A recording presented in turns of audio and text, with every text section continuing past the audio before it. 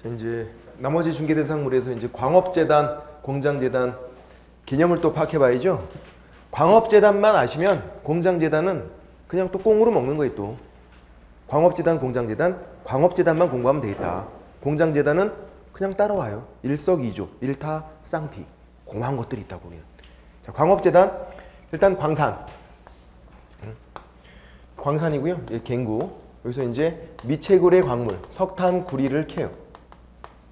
아까 미채굴의 광물은 구규라 그랬죠? 땅속에 박혀있는 석탄, 구리는 구규. 내 땅에 있어도 내 게 아니라 국가 거. 그래서 중개대상물이 안 된다 그랬고. 그래서 이제 이게 국가 거다 보니까 함부로 캘 수 있는 건 아니고 광업권, 광물을 캘 수 있는 권리, 광업권을 설정받고 캐러 가는 거예요. 그럼 이제 캐러 가봐야지. 뭐 레일 같은 거, 공작물, 뭐 타고 내려가잖아. 영화나 드라마 보면요. 이런 거 공작물이라고 부르고. 그리고 석탄을 캐야죠. 기계, 기구로 캐겠다. 기계, 기구. 그런 거 필요하고. 그리고 이제 석탄을 캐왔어요. 캐오면 앞에 일정한 토지가 있어야 돼요. 그래야 일단 이제 차를 대고 석탄 실어나려고 하려면 작업할 공간이 있어야 되니까 일정한 토지가 있어야 될 거 아니에요. 이 토지가 내 땅이 아니면 빌려와야 되고 작업할 일정한 공간이 필요하겠다. 그래서 토지도 필요하고. 얘네들을 어떻게 하는 거냐면 재산들을 묶는 거라 그랬잖아요. 그래서 묶어요. 묶어. 어떻게 하냐면 목록에다가 다 기재를 해. 목록에다가 광업권 적고, 공작물 적고, 기계, 기구 적고, 토지 적고, 다 적고. 그리고 이 목록을 들고 가서 등기를 하는 거예요. 그럼 그때 광업재단이 되죠. 광업재단. 공장재단 똑같아요. 공장에서 기계를 돌리는 데 필요한 재산들을 묶어요. 목록에다가 다 적고 목록 들고 와서 등기하면 그때 공장재단. 그러니까 광업재단, 공장재단 뭐 똑같은 거라고요. 어떻게 만들어진다? 등기해야 만들어져. 아까 임목도 등기한 거, 광업재단, 공장재단 다 등기해야 만들어져요. 이 등기의 의미 이거예요. 내가 이렇게 하나로 묶은 거, 덩어리로 만든 거 분리 독립을 시키지 않겠습니다. 덩어리채로 거래할게요. 그런 의미로 등기를 한 거예요. 그러니까 이 광업재단에 속해 있는 이 토지를 따로 떼서 얘만 따로 이렇게 팔겠대요. 그런 건 안 된다고. 덩어리채로 거래를 해야 돼요. 광업재단, 공장재단 덩어리채로 거래하겠다. 그런 의미로 등기한 거예요. 분리 독립이 안 되고. 그러면 광업재단 아니면 뭐 공장재단 이건 또 왜 만든 거예요? 임목은 아까 만든 이유를 설명드렸잖아요. 저당권 설정하려고. 임목은 얘는 왜 만든 거예요? 광업재단은 역시 저당권 설정하려고. 보세요. 토지만 담보로 맡길 수도 있어요. 토지만. 그리고 이제 돈을 빌리는 거야. 그거보다는 광업재단, 공장재단 이렇게 담보물 가치를 키운 다음에 요거를 담보로 맡기면 돈을 더 많이 빌려주니까. 토지만 담보로 맡기는 것보다 덩어리를 키워서 담보로 맡기면 돈을 더 많이 빌려주잖아요. 그래서 돈을 많이 빌리려고. 역시 저당권 설정과 관련이 있다. 임목, 광업재단, 공장재단은 은행에 담보로 맡기고 돈 빌리는 거. 저당권 설정과 관련이 있다. 그렇게 하시는 거고. 이게 이제 중개대상물이에요. 뭐 전부 다는 아니지만 계략적으로 제가 설명을 드린 거고. 또 뭐가 있죠? 중개대상 권리도 있네. 권리. 그것도 OX를 나눠봐야죠.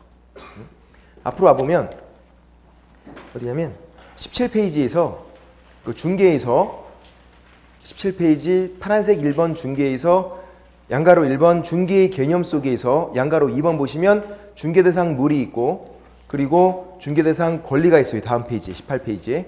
그리고 중개대상 행위가 나오게 돼요. 하나의 거래에서 다 나오니까 토지 같은 게 중개대상물, 소유권이 중개대상 권리, 매매 같은 게 중개대상 행위. 그래서 이제 중개대상 물을 받고 중개대상 권리를 설명을 드려보면 이게 더 어려워. 이게 깜짝 놀랄 수도 있어요.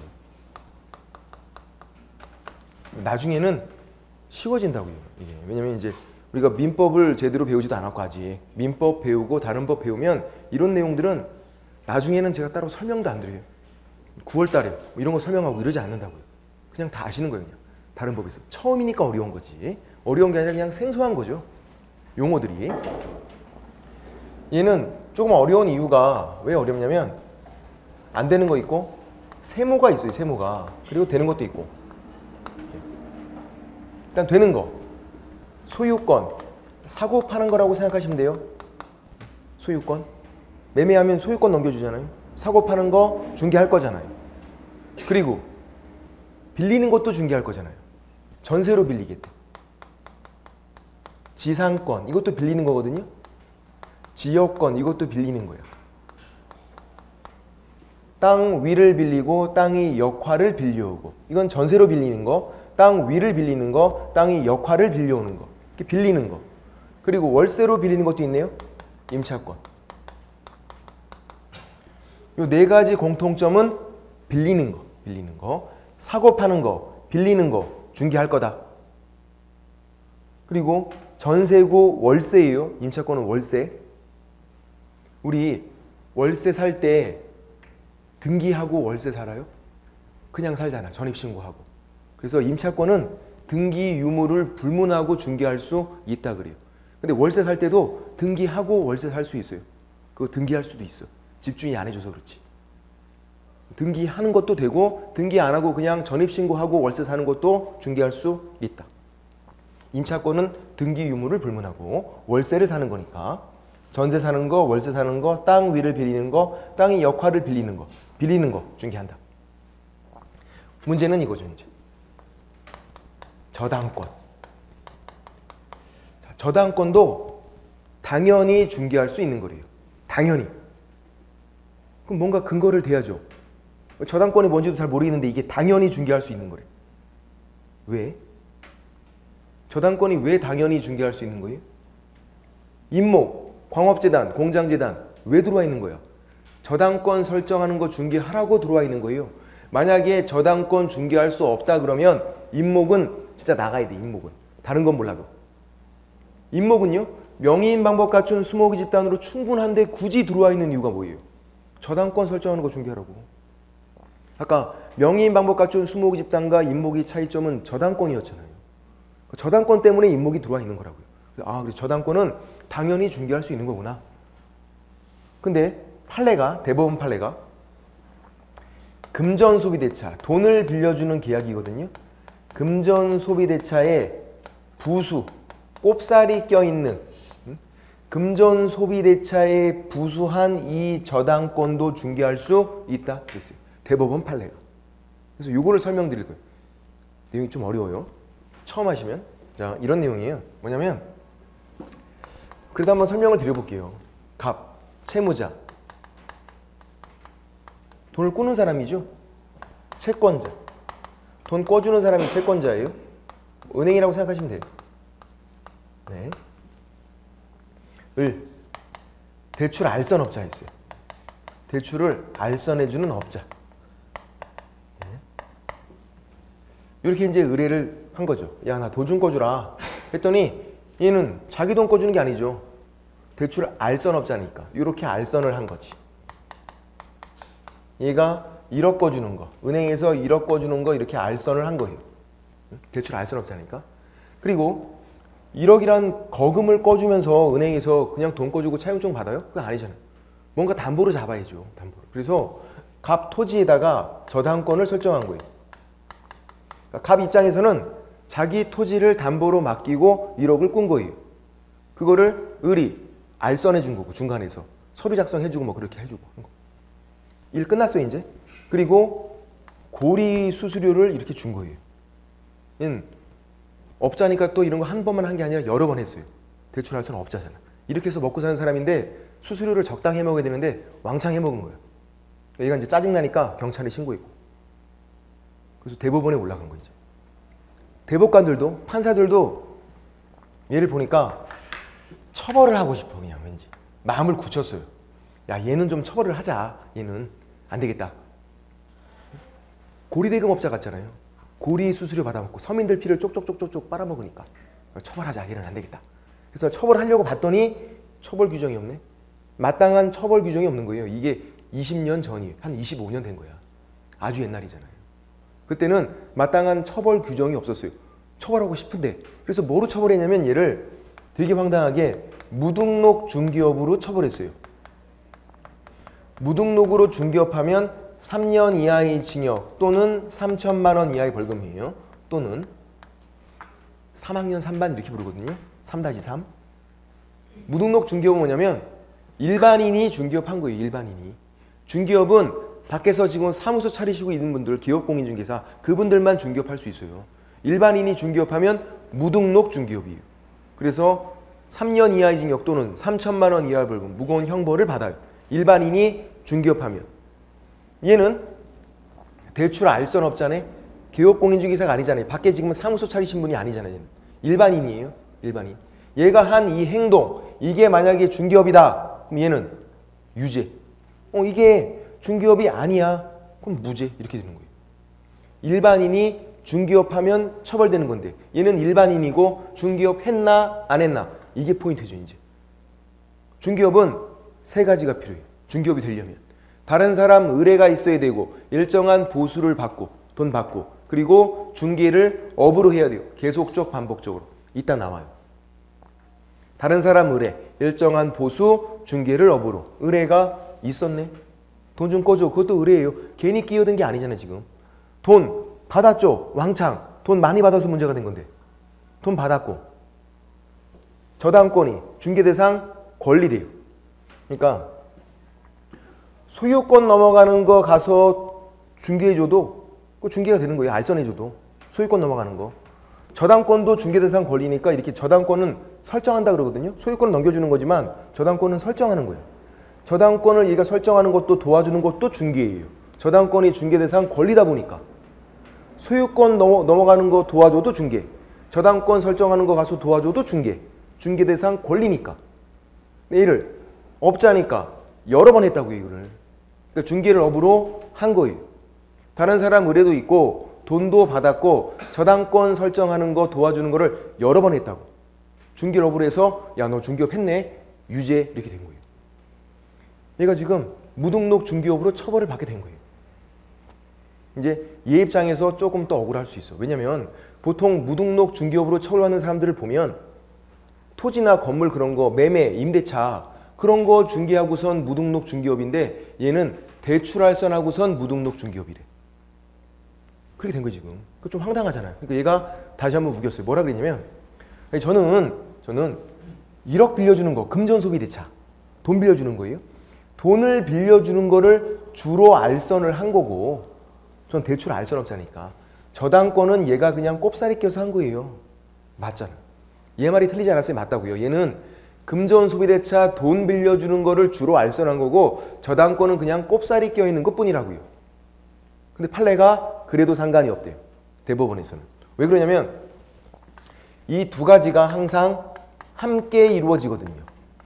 금전소비대차 저당권 설정이 항상 함께 이루어진대. 이런 경우가 없대요. 돈을 안 빌려주고 저당권만 설정해요. 돈 안 빌려주고 그 토지에다가 그냥 저당권만 설정해 놓겠대. 이런 건 무효. 있을 수가 없어. 당연히 돈 빌려주고 저당권 설정하는 거예요. 담보로 잡는 거. 항상 함께 이루어져요. 그리고 항상 함께 이루어질 때도 주가 되는 건 금전소비대차예요. 돈 왔다 갔다 하는 게 더 중요한 거라고. 저당권은 그냥 꼽사리 껴서 하는 거고.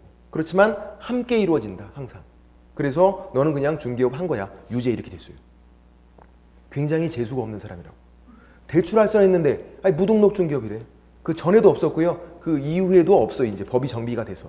처음이자 마지막 사람. 굉장히 재수가 없는 사람. 시험에는 잘 나온다고. 맞춰야 돼요. 시험에 나오면.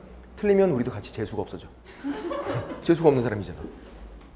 어쨌든 결론은 저당권도 중개대상 권리가 되고 저당권도 금전소비대체의 부수한 저당권도 된다라는 거예요.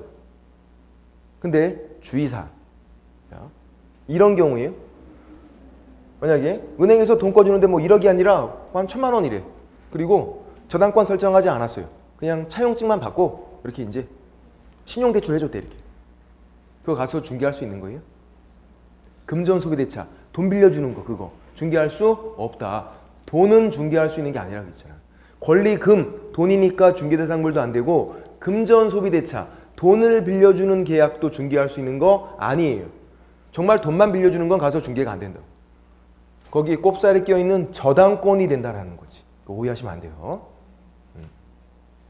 그리고 혹시 근저당 들어봤나요? 네, 들어봤어요. 이 정도는. 저당, 근저당 어떤 차이가 있죠? 실제로는 다 근저당인데 등기부 때 보면 다 근저당인데 어떤 차이가 있는 거예요? 1억, 이 확정 채무래요. 1억을 정말 딱 빌려준 거예요. 저당, 그리고 담보로 잡으면 1억이 채권 최고 한도다. 채권 최고 한도. 실제로 빌려준 건 한 7천만 원이래. 근데 1억을 채권 최고 한도로 설정해 놓은 거예요. 그럼 근저당이에요. 왜 그러냐면 이게 연체가 되면 이자가 붙잖아요. 그럼 채무액이 늘어난다고요. 7천만 원인데 이자가 붙고 막 그러면 점점 늘어나니까 그래서 다 근저당을 설정해내요. 채권 최고액을. 1억이 채권 최고액이다 그러면 근저당. 다 근저당이에요. 그래서 1억이 확정 채무다 그러면 저당. 그런 차이가 있는 거죠. 근데 어차피 용도가 똑같잖아요. 돈 빌려주고 담보로 잡는 거는. 그러니까 저당권도 되는 거고 근저당권도 중개할 수 있다. 금전소비대차의 부수에서 이루어져요. 이게 어렵죠. 어려워. 문제는 세모. 한 가지만 설명드릴게요. 유치권도 있는데. 유치권. 민법 시간에 배우는데요. 법정 담보 물건 이렇게 배우거든요. 그러니까 법정자가 들어가 있어요. 생략이 돼 있어. 법정 담보 물건 성격이. 유치권은 돈 줄 때까지 물건을 유치할 수 있는 권리. 그게 유치권이에요. 설명을 드려볼게요. 이렇게 돼요. 예를 들어서 갑이 건설업자야. 집을 리모델링 했대요. 공사대금이 1억이나 나왔어요. 공사대금을 집주인이 안 줘요. 냅다 가서 점유해. 그러면 이 돈을 줄 때까지 이 집을 유치할 수 있는 권리, 그게 유치권이거든요. 그 유치권이라는 권리가 성립, 생기게 돼요. 성립, 설정 같은 말이에요. 생기게 돼. 어떻게 생기죠? 당연히 생겨요. 얘가 건설업자가 받을 돈에 의해서 점유하면 그냥 생겨버려요. 점유하면. 당연히 생기니까 중개할 수 없다. 점유만 하면 생겨요. 실제로는 어떻게 하면 생기냐면 현수막 걸어놓으면 생겨요. 건물에 뭐 집담한 건물 그런 거에 막 현수막 걸려있는 거 가끔 보여요. 유치권 행사 중입니다. 그렇게. 보신 적 있나요? 현수막? 옛날에는 유치권 행사 중 이렇게 하고 전화번호 적어놓고 막 했어요. 지금은 유치권 행사 중입니다. 그러고 전화번호 적어놓고. 유치권 행사 중. 어디서 반말이야. 건방지게. 존댓말 해야지. 유치권 행사 중입니다. 요즘에는. 그런 게 간혹 보인다고요. 이제 신경 써서 보면 보여. 지금까지는 뭐 그냥 관심이 없었으니까 그게 뭐야 그거. 그렇지만 이제 관심 있게 보면 보인다고요. 현수막 걸면 생겨요. 받을 돈에 의해서 내가 실제로 여기 들어가서 뭐 하기 힘드니까 현수막을 걸어놓는다고요. 유치권 행사 중. 그러면 생기는데 그걸 어떻게 중개하냐고요. 대신 가서 뭐 현수막 걸어놓는 거예요? 그거 아니잖아요. 얘가 그냥 현수막 걸면 생기니까 아 이건 중개할 수가 없다. 근데 이 유치권을 팔 수 있대요. 얘가 병한테 판대요. 유치권 이전, 양도 파는 거죠.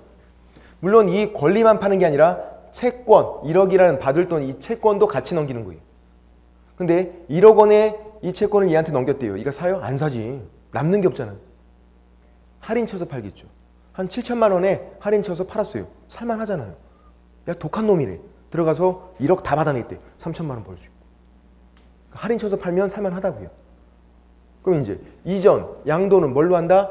계약으로 한다. 둘이서 이거를 사고 팔 때 계약으로 할 거 아니에요. 흥정할 거 아니야. 야 7천만 원, 8천만 원, 9천만 원 왔다 갔다 금액도. 그렇게 흥정 가능성이 있으니까 그때는 가서 중개할 수 있다라는 거예요. 계약으로 하는 거는. 근데 이게 생기는 거는 당연히 생기기 때문에 내가 어떻게 할 수 있는 게 아니라고. 그냥 현수막 걸면 생겼으니까. 근데 그거를 팔 때는 둘이서 계약으로 하니까 가서 중개할 수 있다. 그래서 될 때도 있고 안 될 때도 있으니까 세모 이렇게 하는 거예요. 세모. 유치권은 법정자가 생략되어 있는 거예요. 이 법정자가 들어가 있는 건 무조건 다 세모예요. 지금 개념은 설명 안 드려도 법정지상권 그런 것도 있어요. 유치권은 법정자가 생략되어 있는 거고 법정지상권은 그냥 고유 용어예요. 법정지상권 이렇게 돼 있어요. 법정자가 들어갔잖아요. 그럼 똑같아요. 세모예요. 이렇게 법정자가 들어가 있는 건 나중에 되면 나눠 보시면 돼요. 성립이다, 설정이다, 생기는 거는 안 된다. 당연히 생기니까. 근데 이전, 양도하는 건 계약으로 하니까 된다는 거예요. 그래서 세모가 된 거예요. 될 때도 있고 안 될 때도 있으니까. 법정지상권도 법정자가 들어갔고 유치권은 법정자가 생략되는 거고 법정자가 들어갔다 그러면 다 똑같다고요. 법정 저당권 뭐 그런 것도 있어. 똑같아요. 뭔지 몰라도 된다고요. 아, 법정자가 보이면 나눠보면 되겠구나. 다만 유치권은 법정자가 안 보인다고요. 생략돼 있어서 주의하셔야지. 문제가 이렇게 나온 적 있었네요. 유치권 이렇게 나왔어요. 문제가. 문제를 풀려고 봤더니 다음 중 중개대상 권리인 것은 유치권 이렇게 나왔어요. 지문에. OX 유치권 이렇게 나온 거예요. 뒤에 뭐 안 나오고 그냥 유치권만. 세모. OX가 아니라 세모. 정답 없음. 문제를 잘못 냈단 말이에요. 출제위원이. 그냥 유치권 이렇게 내면 안 되잖아요. 구분을 해서 내야지. 성립인지 이전인지 출제위원이 구분을 안 해줬잖아요. 지금. 그럼 우리가 문제를 어떻게 푸냐고. 척 보고 알 수 있어요? 모르잖아요. 문제를 잘못 냈으니까 정답 없음. 문제가 잘못됐다는 얘기예요. 다 맞는 걸로 해. 그렇게. 정답 없음. 복수 정답은 다른 거예요. 가끔 복수 정답도 나와요. 우리가 이의제기하면 답이 1번이었다가 1번, 3번 이렇게 답 두 개가 맞는 거다 뭐 이렇게 1번이었다가 1번, 3번으로. 그건 짜증나. 왜? 난 딴 거 찍었어. 답이 두 개나 있는데 나는 엄한 거 찍어놨다고. 심지어 답을 3개까지 복수 해줬는데도 난 이상한 거 찍어놨어. 정답 없으면 괜찮아요. 다 맞는 거잖아. 정답 없으면. 정답 없으면 아무거나 찍어도. 근데 문제가 또 나왔어요.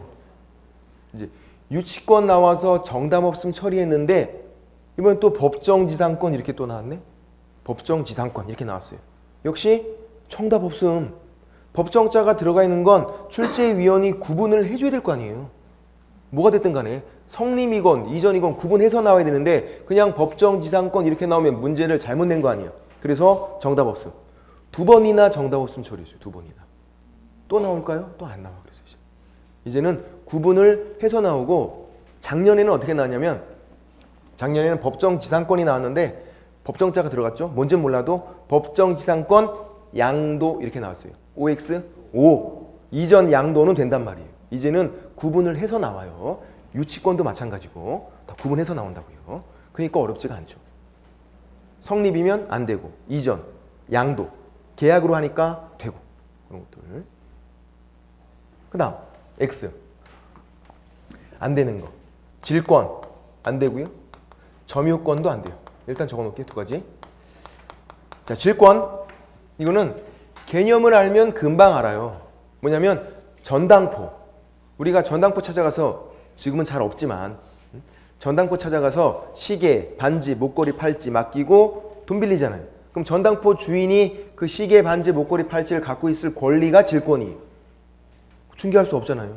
뭐 전당포 가서 막 중개하는 그거 아니잖아요. 우리가. 질권은 부동산을 대상으로 하질 않아요. 시계, 반지, 목걸이, 팔찌 그런 거 하는 거니까 전당포니까 중개할 수 있는 게 아니다. 이거는. 점유권은요? 물건을 사실상 지배하면 생기는 권리인데 이제 우리가 민법을 공부할 때 가장 먼저 이제 난관에 딱 봉착하는 게 있어. 소유권, 점유권이 다르다. 그게 달라요. 소유권과 점유권이 따로따로 있는 거라고. 제가 분필 점유하고 있는 거예요. 점유권자. 사실상 지배하고 있으니까. 제가 분필 소유권자예요? 아니잖아. 학원 거지 이거는. 소유권 따로 점유권 따로라고. 그 점유권은 사실상 이렇게 지배하면 생기는 권리예요. 중개해 줄 수 있는 게 아니야. 이렇기 때문에. 예를 들어서 갑이 집을 팔아요. 병이에게. 매매죠? 매매 계약, 사고 파는 계약. 그러면 역시 집도 잘라서 줄 수 있는 게 아니니까 뭘 줘야죠? 소유권, 권리를 줘야죠. 부동산일 때는 소유권 넘겨주는 거잖아요. 이거를 중개하면 개업공인중개사가 중개를 하면 요 집이 중개대상 물, 중개대상 권리, 매매가 중개대상 행위 그렇게 들어가죠. 또 똑같이. 그러면 뭐를 중개해줬다는 얘기예요? 소유권을 중개해줬다는 얘기네. 소유권을. 우리가 중개해줄 때는 소유권을 중개해주는 거예요. 그럼 소유권 취득한 이 매수인이 얘가 중개의뢰인 얘가 어떻게? 지가 들어갈 거 아니야. 살라고. 들어가면 점유권 생긴 거고 점유권은 지가 들어가서 생긴 거지 우리가 중개해준 게 아니라고요. 우리는 소유권을 중개해준 거지. 만약에 이게 매매가 아니래요. 다른 거였대. 임대차였대요. 임대차도 계약이에요. 월세 사는 계약. 임대차 계약이라고 부르거든요. 그러면 어떤 권리가 넘어가요? 아까는 매매했으니까 소유권 넘겨준 거고 임대차는 내가 얘한테 빌려준 거잖아요. 그럼 소유권 넘겨준 게 아니잖아요. 임차권 넘겨줘야지. 야, 너 월세 살 수 있는 권리, 임차권 그거 가져. 넘겨준 거라고. 임대차 하면 임차권 넘겨주는 거예요. 임차권은 월세를 살 수 있는 권리. 그러면 난 또 뭐를 중개해 준 거야? 이런 상황에서 임차권을 중개해 줬네요. 임차권을. 이거를 중개해 줬고 요거 취득한 중개 의뢰인 얘가 임차인이 지가 들어가면 점유권은 생기죠. 월세를 살려고 지가 들어가면 생기는 거고 점유권은. 내가 중개해 준 건 임차권이었죠. 전세도 마찬가지죠. 전세 계약 체결했대요. 뭘 중개해 주는 거예요? 전세권. 전세권 취득한 전세권자가 들어가는 거예요. 그냥 지가. 점유권은 지가 들어가면 생긴다고. 우리가 중개해 주는 게 아니라. 그래서 질권, 점유권 중개해 줄 수 있는 건 아니다. 아닌 건 좋은데 잘 기억이 안 나니까 질권에서 지읒, 점유권에서 지읒을 따와서 이렇게 하죠. 어떻게? 에휴 지지 하는 거. 에휴 지지 중개하려고 하면 애들이 뭐 이상한 거 들으면 에휴 하잖아. 지지. 다 같이 지지. 한 번만 해주세요. 쪽팔리다고. 에휴 지지. 지지 안 되는 거. 질권, 점유권. 그 다음 여기 보면 분묘기지권 이런 것도 있는데 역시 민법 시간에 배우시게 되죠. 그러니까 제가 아까도 말씀드렸지만 민법이 이 공인중개사 시험에 어떻게 보면 80% 이상 차지한다고 비중이. 거기서 용어들이 다 나오니까 그 개념을 다 알고 있어야 한다고요. 분묘기지권. 나중에 제가 개념을 당연히 안 설명드리죠. 지금은 설명드리지만 나중엔 다 알게 되니까. 분묘가 묘. 분묘기지는 묘가 있는 땅. 분묘기지권은 남의 땅에 우리 조상묘가 있대요. 내 땅에 우리 조상묘가 있대. 누가 뭐라 그래? 상관이 없는데 해필이면 남의 땅에 묘가 있대요. 우리 조상묘가.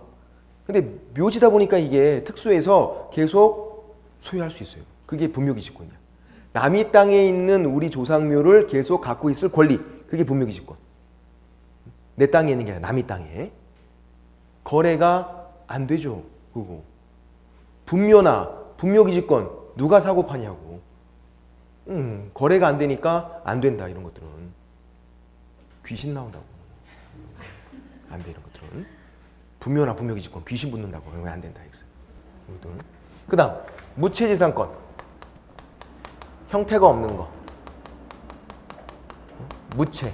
김장 담글 때 무채가 아니에요. 이게 형태가 없다는 얘기예요. 특허권, 저작권, 상표권 이런 걸 우리가 무채지상권이다 이렇게 불러요. 특허권이 두 번이나 시험에 나왔네. 저작권, 상표권은 나온 적이 없어요. 근데 나올지도 모르겠어요. 왜냐면 한 번 정도는 들어봤잖아요. 특허권, 저작권, 상표권 이런 건 누가 먹고 사는 건데요? 변리사가. 우리가 중개해 주는 게 아니라 그건 변리사가 먹고 사는 거지. 중개할 수 있는 게 아니다. 그런 걸 통칭해서 무채재산권 이렇게 불러요. 형태가 없는 재산권이라고. 특허권, 저작권, 상표권은. 그 다음 재산권이 아닌 거. 비재산권. 재산권이 아니다. 비재산권. 친권, 인격권 그런 거죠. 친권. 내가 내 자식에 대해서 갖고 있는 권리 그리고 내 인격권 거래가 안 되잖아요. 이런 것들은. 친권, 내가 내 자식에 대해서 갖고 있는 권리인데 그걸 누구한테 파냐고. 자식을 앵벌이 시키는 거예요? 아니잖아요. 거래가 안 되니까. 인격권, 이런 것도 거래가 안 되니까. 이런 게 이제 중개대상 권리. 뭐가 남은 거예요? 그럼 우리 지금 뭐 하고 있는 건데? 잘 모르면 그냥 공부하고 있다고 하면 돼. 공부하고 있는 거예요. 우리 중개대상 물에 대해서 OX를 나눠본 거고 지금 중개대상 권리에서 OX를 나눠보고 있는 거고 이제 중개대상 행위가 남았다고요. 행위에서 OX를 나눠보면 되는데 중개대상 행위는 매매, 교환, 임대차 이 세 가지만 된다는 걸 알고 있으면 돼요. 간단하게. 해볼게요. 간략하게만. 중개할 수 있는 행위다. 행위인데 우리 나중에 또 민법 시간에 법률 행위라는 걸 배우고 민법을 배우자마자 막 이런 걸 배워요. 법률 규정 뭐 이런 거 배워요. 이런 걸 법률 요건이다 막 이렇게 배우기도 하는데 그걸 설명드릴 게 아니니까. 법률 행위는요. 이게 뭐냐면 간단하게 설명드리면 민법 시간이 아니니까 의사표시가 있는 거야. 얘는 의사표시가 없고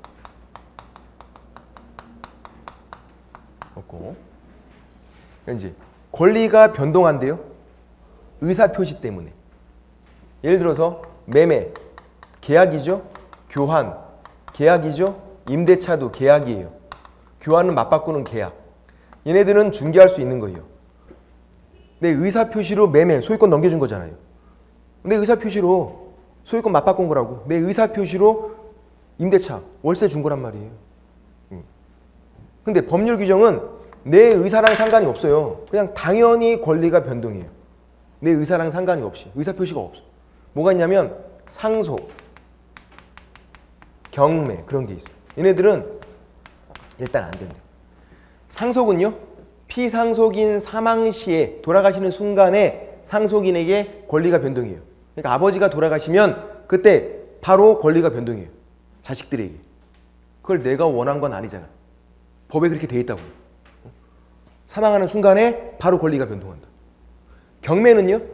돈만 완납을 하면 매각대금, 낙찰대금, 경락대금, 경매로 낙찰받은 그 대금을 완납하면 바로 소유권 취득해요. 딴 거 필요 없어. 등기구 뭐고 다 필요 없어.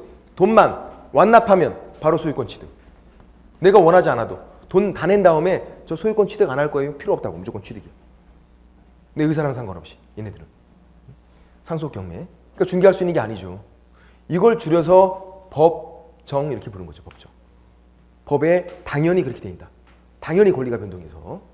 근데 문제는 상속 안 되고 경매하는 거 중개할 수 있는 게 아니에요. 경매 그 절차를. 안 되는 건데 문제가 이렇게 나온 적이 있네요. 상속 된 토지다. 이렇게 나왔어요. OX? 이거 O 되는 거죠. 왜? 상속 이미 끝났잖아. 그러니까 뭐를 물어보나를 잘 봐야 된다고요. 낚이는 거를 주의해야 돼. 상속을 물어본 게 아니잖아. 이거는 상속은 안 되지만 상속된 토지는 상속 끝났고 상속받은 내 땅 아니 내 땅. 내가 상속받은 내 땅인데 당연히 돼야죠. 팔 수 있잖아요. 마찬가지 경매 절차. 경매하는 건 가서 중개할 수 있지 않아요. 경매는. 근데 경매로 취득한 토지 이렇게 나오면요. 되는 거잖아요. 이것도. 경매 끝나고 경매로 낙찰받은 내 땅인데 뭐를 물어보나를 잘 봐야 된다. 비슷한 게 공유수면. 그럼 안 됐잖아요. 그럼 물이니까. 근데 개인이 공유수면 매립했다 그러면 그건 개인 토지니까 공유수면 매립지니까 되는 거잖아요. 응? 낚이지만 않으면 되는 거. 낚이지만 않으면. 이것들. 이렇게 나온 것도 있었네요. 작년에. 유치권 성립 OX 유치권 법정자가 생략되는 거 유치권 성립 X네. 당연히 생긴다고. 현수막 걸면 당연히 생기니까 X. 문제가 작년엔 이렇게 나왔죠. 이제 우리가 이렇게만 드립다 외우고 있으니까 유치권 유치권이 성립된 건물이래요. 건물에 현수막 붙어있대. 유치권 행사 중. 이렇게. OX. 누가 내 건물에다가 현수막 걸어놨어. 유치권 행사 중이라고. 그거잖아요. 유치권이 성립된 건물. O. 유치권 성립을 물어본 게 아니잖아요. 지금. 뒤에 건물을 물어봤지. 응? 낚이는 걸 주의해야지. 낚이는 걸. 어려워서 틀린 게 아니라 낚여서 틀린 거죠. 이건 유치권 성립을 물어본 게 아니라 유치권이 성립되어 있는 건물이잖아요. 건물. 누가 내 건물에다 현수막 걸어놨다고 해서 그게 소유권 빼앗긴 게 아니잖아요. 건물인데 내 거잖아요. 된다고요. 오, 유치권 성립 이렇게 나오면 안 되지만 그게 아니니까. 이런 식으로. 마찬가지. 상속 안 되지만 상속된 토지 되는 거고. 뭐를 물어보나만 잘 보시면 돼요. 단기간엔 또 안 돼. 잘. 나중에 몇 번 이제 낚이고 모의고사에 낚이고 이래 낚이고 저래 낚이고 완전 붕어가 됐을 때 그때 이제 되는 거지. 단기간 또 안 돼. 이게. 책을 좀 볼게요. 어디 보시냐면 18페이지에서 18페이지에서 방가로 2번이죠. 중개대상 권리. 자, 그 표를 보시면 중개대상 권리가 아닌 거, 권리인 건 소유권, 사고 파는 거, 지상권, 지역권, 전세권.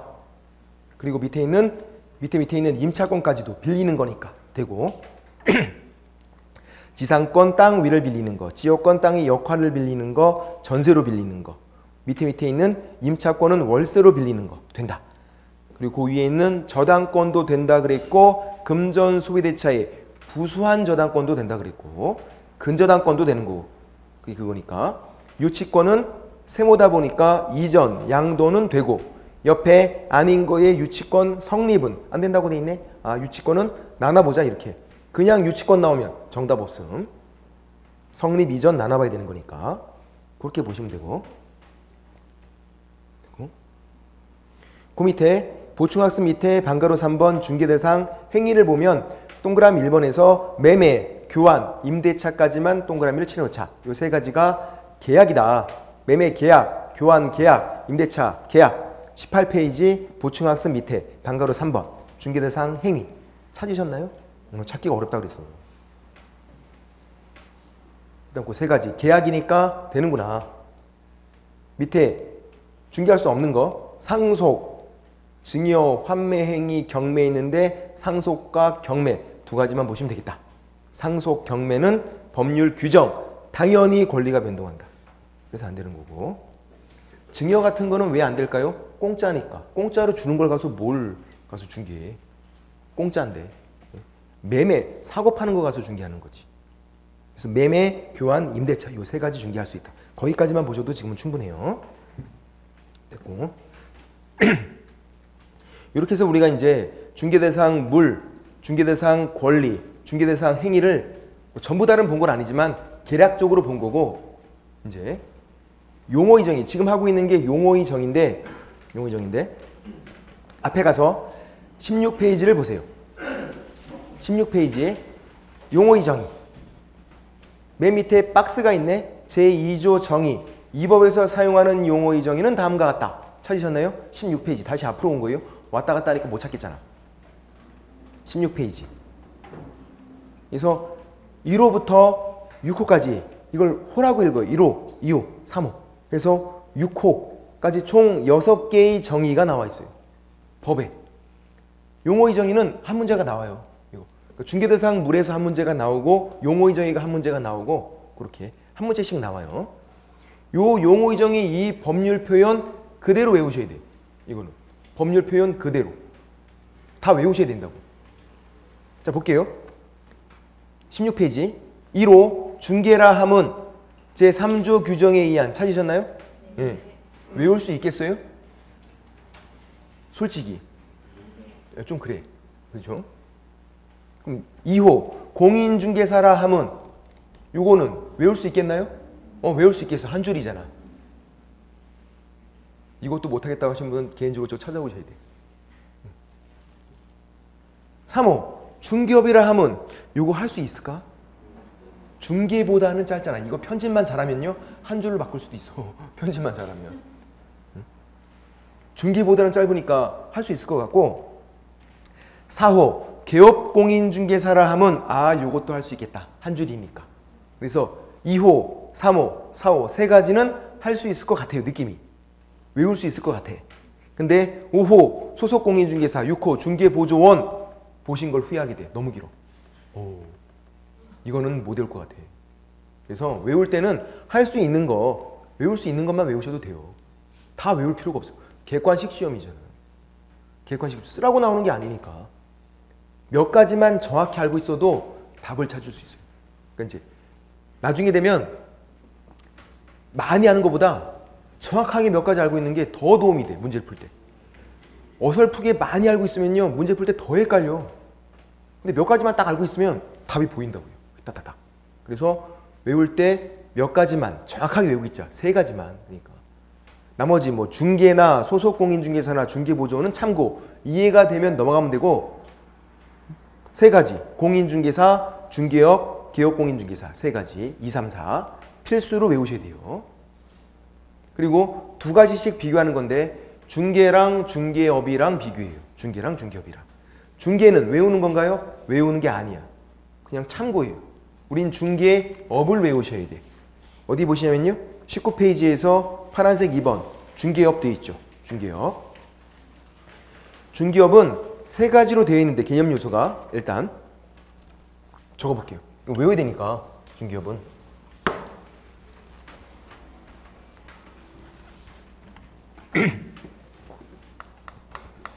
중개업.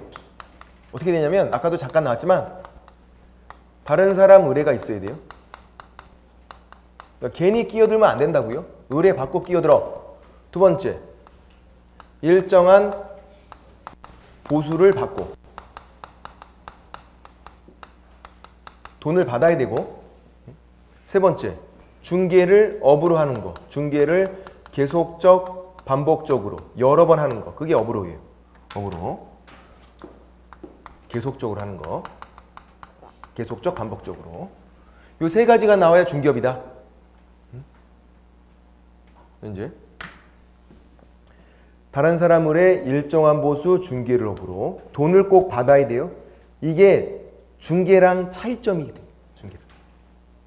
올해도 나왔었는데 무상의 중개업 그런 건 있을 수가 없어요. 일정한 보수를 받고라고 돼 있잖아. 단돈 100원이라도 받아야 중개업이 돼요. 무상의 중개업 돈을 안 받는데 중개업이 안 된다고요. 근데 중개는 돈을 안 받아도 중개가 돼요. 중개랑 중개업의 첫 번째 차이점이에요. 중개는 돈을 안 받아도 된다. 무상의 중개 되는 거고 무상의 중개업 그런 말은 있을 수가 없다고요. 돈을 안 받으면 중개업이 안 되니까. 돈을 안 받는 순간에는 그냥 중개로 가는 거예요. 중개로. 중개업이 아니에요. 돈을 바꾸니까. 그리고 중개를 업으로 계속적 반복적으로 여러 번 하는 건데 이걸 어떻게 판단하냐면 우리 판례는 대법원에서는 객관적으로 판단해요. 뭔가 판단을 해보래. 판단을. 이거. 그때 판단할 때는 무조건 객관적 판단이에요. 주관적 의사, 이 사람 생각은 고려하지 않아요. 중개를 업으로, 이것도 객관적 판단. 뭔지 몰라도 뭐 중개 행위다. 이런 것도 객관적 판단. 뭐 업무상 행위다. 뭐 객관적 판단. 그러니까 무엇인가 판단해봐 할 때 그 판단 기준은 똑같다고요. 무조건 객관적 판단. 겉모습만 가지고 주관적 의사는 고려하지 않는다고요. 그게 문제가 잘 나온다고. 올해도 정답으로 나왔다고요. 뭔가 판단할 때는 어떻게? 객관적 판단. 주관적 의사, 생각은 고려하지 않는다. 객관적 판단. 왜 그러죠? 객관식 시험이잖아. 객관식 시험이니까 다 객관적 판단이다. 그거예요. 주관적 판단이 아니라. 판단해 볼게요. 다른 사람 의뢰에 있고 일정한 보수도 받았고 중개를 한 번밖에 안 했대. 1회. 이런 상황이에요. 이 사람이 중개를 한 번 했대요. 그럼 이거 업으로 한 거예요? 안 한 거예요? 그게 문제가 된 거예요. 이제 한 번 했는데 업으로 한 건가 안 한 건가? 업으로 할 수도 있다라는 거예요. 왜? 객관적 판단이니까. 객관적. 한 번 했는데 이 사람이 간판을 걸고 중개사무소 간판 걸고 한 번 했대요. 그럼 이거 한 번 한 거예요? 아니죠. 겉으로 보기엔 간판이 걸려 있잖아요. 계속 할 거잖아요. 겉모습은 업으로 한 거지. 이거는 한 번 했을 때 그냥 걸린 거지. 간판 걸었잖아요. 겉모습은 계속 할 것처럼 보인다. 근데 우연히 어쩌다가 한 번 했대요. 그냥 어쩌다가 그냥 다른 사람들이 매매하는 거 가서 그냥 한 번 중개해 준 거예요. 어쩌다가 업으로 한 게 아니다. 우연히 한 거니까. 이런 식으로 나눠본다고요. 다른 거 질문 드릴게요. 한 번 했대요. 간판도 걸었어요. 한 번 했고 간판도 걸었는데 딱 한 번 할 생각이에요. 2번 할 생각이 없어. 한 번 할 생각인데 간판을 걸어놓은 거야. 폼생폼사. 있어 보이게 하자. 업으로 한 거예요? 안 한 거예요? 업으로 한 거라고요. 그 사람 생각이 중요하지 않으니까. 내가 한 번 할 생각이건 뭐건 의미가 없다. 겉모습을 보라고요. 간판 걸려 있으면 계속 할 것처럼 보인다고요. 겉모습은. 그래서 업으로 한 거다. 그렇게. 맨 밑에 있는 게 판례예요. 대법원 판례. 어쩌다가 한 번 했다. 이거는 업으로 한 게 아니다. 중개를 한 번 했는데 우연한 기회에 어쩌다가 한 번 했다. 이건 업으로 한 게 아니다. 그럼 중개업이 아니다 그거예요. 어쩌다가 한 번 한 거는. 이 세 가지가 다 충족돼야 중개업인데 어쩌다가 한 번 했잖아요. 업으로 한 게 아니니까 중개업이 아니다. 근데 판례가 또 있어요. 여기. 이게 더 황당해요. 돈을 받고 받아야 된대요. 안 받았대. 근데 달라고 요구를 한 거예요. 이제 돈 내놔. 그랬더니 아유 줄게. 약속까지 받아냈어. 중개업이 아니에요. 돈을 안 받고 아직까지는 요구, 약속까지 받아냈어. 주겠다는. 중개업이 아니다. 왜 아니에요? 안 받았잖아. 고민할 필요 있나요? 없다고. 돈을 받건데 안 받았잖아. 단돈 100원이라도 받아야 한다니까요. 현실적으로 받지 않았잖아요. 아직까지는. 중개업이 아니다. 중개업이 아니다. 돈을 안 받았으니까. 자,